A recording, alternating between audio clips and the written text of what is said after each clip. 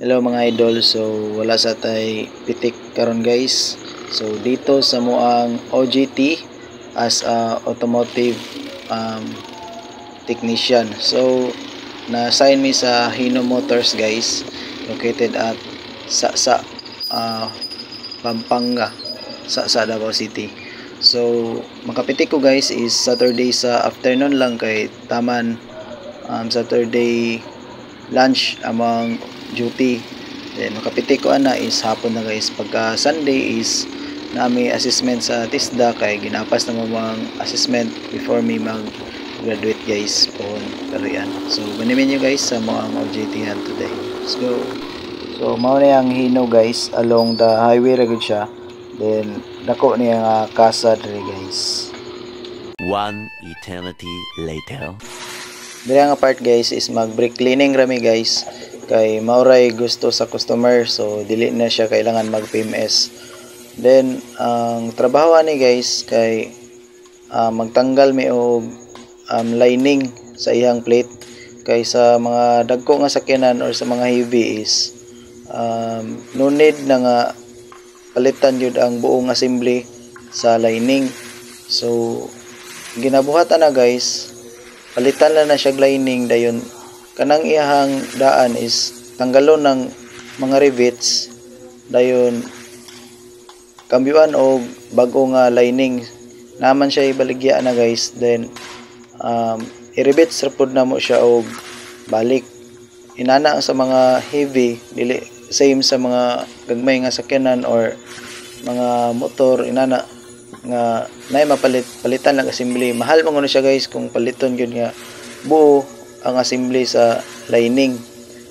Then kuha na siya upat ka ligid, front o back. So muna ang trabaho sa morning guys, kay pagkahapon wala ko ka video kay naghinlo na mi og EGR. So shoutout ko sa akong kauban guys, si Jeremiah sa Subi.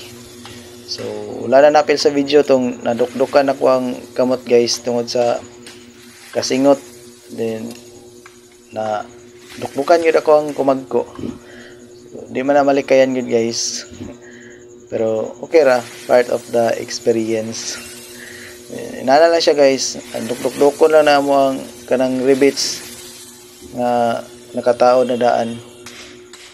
Maskin ako wala ko ka balo nga inana ra di ay nailisa na siya og kanang rivets. Kay katong last year nag-OJT ko diri sa Hino, wala mo ko diri sa chassis, dito ko sa electrical naka-focus. So manang karon guys na baguhan ko diri ko sa chassis na assign na pod, inanion ra na siya guys. A few moments later. So dira guys, nagtaod na may sa katong lining nga mo ang gitaoran ganina guys. Then gibalik na namo siya og taod. Then naglisod mi kay kanilaging mga first timer. So second day pa ba na mo guys no, gapon wala mi kataod og inani kay nag PMS mi gapon. Then karon man mo gitrabaho dayon nagtanggal og tanggal taod sa brake lining. So naglibog ko kay saon to pagpasulod nga ang spring nabaliktad guys. Mo tong giduol mi sa moang chief mechanic. So na siya inanapagtao din uyog-uyogon ra daw dayon guys.